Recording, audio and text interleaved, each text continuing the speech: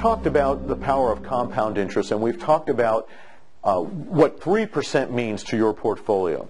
Let me give you real-world examples. Now, this comes from the textbook called The Triumph of the Optimists. This book was written by 3 London School economists.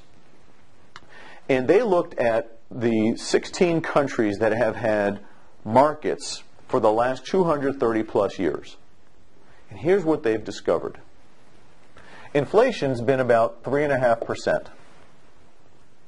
Bonds usually earn between 4 to 4.5%. Real estate usually earns between 5 to 5.5%.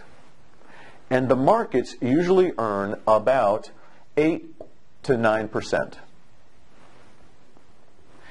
Now, you have to subtract out this inflation number to get the real rates of return. And, by the way, half of this money, half of it is in dividend coming out of the markets. So why is that important for you? Notice there's 1%, 2%, maybe 3% difference. Let me share with you how that works. If you remember your history from 4th grade, the Indians sold Manhattan Island for $24 in wampum. That's Manhattan Island. If we take the average rate of return of real estate at 5.5% and we compound it daily on $24 over the last 400 years, that number starts to look like $1.1 trillion. Enormous amount of money. So I went on the New York City website. And the last year that they reported was 2004.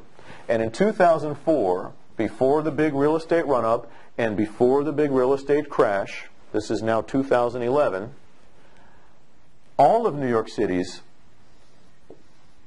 real estate was worth $600 billion. Can you imagine that?